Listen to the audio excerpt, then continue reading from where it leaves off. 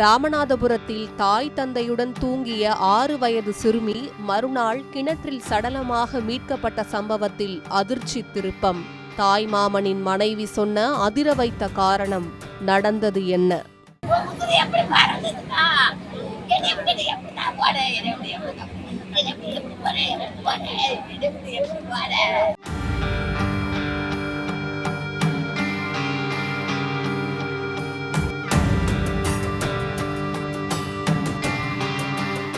Ramanathapuram MSK நகரில் பெற்றோர் மற்றும் குடும்பத்தினருடன் வீட்டில் 6 வயது சிறுமி தூங்கிக் கொண்டிருந்தார். மறுநாள் அதிகாலை எழுந்தபோது தூங்கிக் கொண்டிருந்த இடத்தில் சிறுமியை காணவில்லை. பதற்றமடைந்த குடும்பத்தினர் பல இடங்களில் தேடினர். அப்போது வீட்டின் அருகே உள்ள கிணற்றில் சிறுமி பிணமாக மிதந்துள்ளார். இதை கண்டு அதிர்ச்சி அடைந்த குடும்பத்தினர் சிறுமியின் உடலை மீட்டனர்.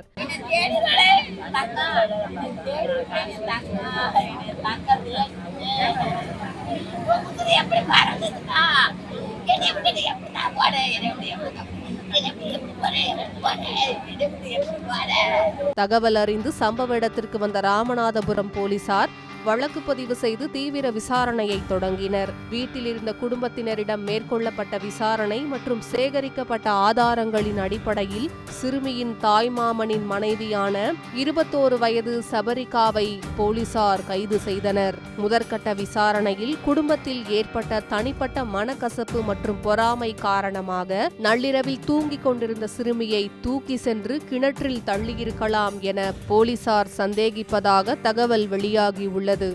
இந்த சம்பவத்தில் வேறு யாருக்கும் தொடர்பு உள்ளதா, வேறு ஏதேனும் பின்னணி காரணங்கள் உள்ளனவா என்பது குறித்தும் போலீசார் தொடர்ந்து விசாரணை நடத்தி வருகின்றனர்.